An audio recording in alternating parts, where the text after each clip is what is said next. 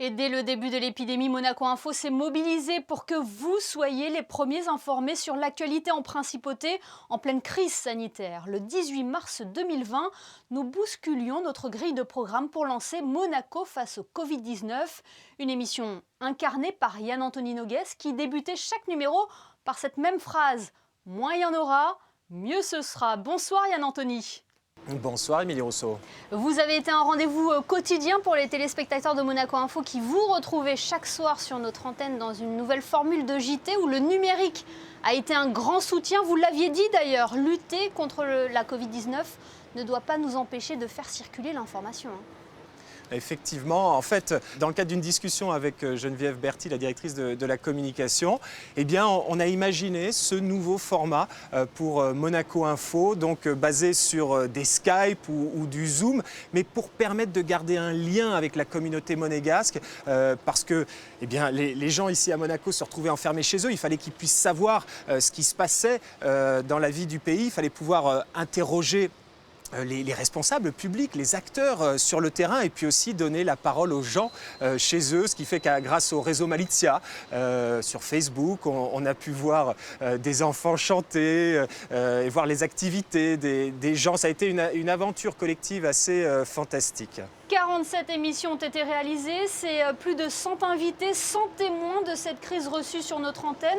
Et quels sont les moments forts que vous gardez en tête? Il y en a beaucoup, ça a été une vraie aventure quand même à Monaco Info et j'ai pu vivre au sein de votre équipe et donc pendant 47 jours ça a été fantastique. Je ne savais pas qu'on avait eu 100 invités effectivement.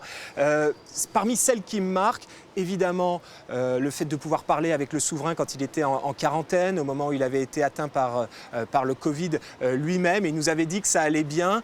Également quand on a pu interviewer le prince à sa sortie de quarantaine, ça c'était un moment fort. Alors je retiens Jean-Luc Biamonti, Patrice Pastor, Stéphane Valéry ou encore Charles Leclerc et puis la princesse Stéphanie.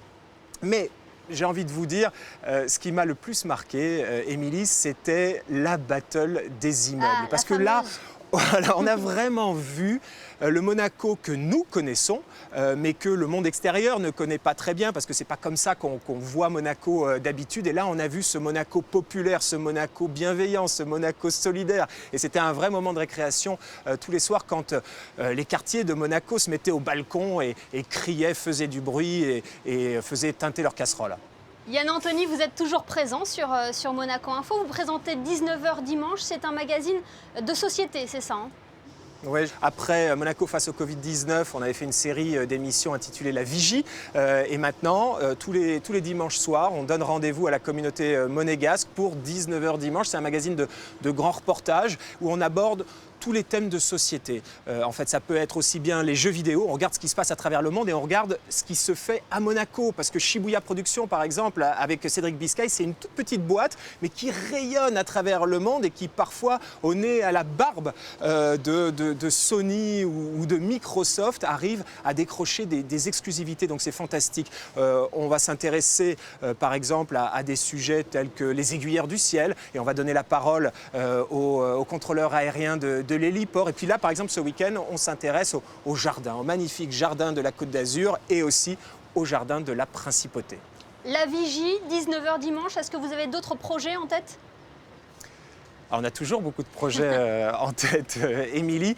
Plus précisément à Monaco, effectivement, on a des projets. Il m'a été demandé, c'est un privilège de faire un documentaire sur le prince Albert Ier. Alors pas le prince navigateur, pas le prince océanographe, mais je pense plutôt m'intéresser au prince humaniste et à celui qui a été un véritable observateur, voire un acteur de la vie politique de son temps, parce qu'il tutoyait les plus grands, il parlait avec le président français, il parlait avec le Kaiser allemand, Guillaume II, et il a joué un rôle très important dans la relation franco-allemande juste avant la Première Guerre mondiale. Donc ça, c'est pour le prince Albert Ier. Puis j'aimerais bien faire un documentaire sur le Monaco après Covid, post-Covid, parce qu'on l'a bien vu notamment pour ce JT sur Monaco Info, quand il y a une crise, Il faut s'adapter, c'est là qu'on innove.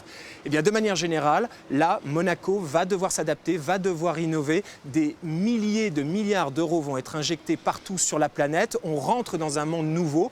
Vers quel monde on se dirige? À quoi pourrait ressembler le Monaco dans 10 ans? Le Monaco 2032, il faut s'y atteler tout de suite. On a tout pour réussir à Monaco. Comment on va faire d'un point de vue écologique, d'un point de vue numérique? J'aimerais beaucoup réfléchir à ça et interviewer les différentes forces vives. En attendant, on vous retrouve tous les dimanches à 19h pour 19h dimanche. Merci beaucoup Yann Anthony d'avoir été avec nous. Merci Émilie pour votre accueil.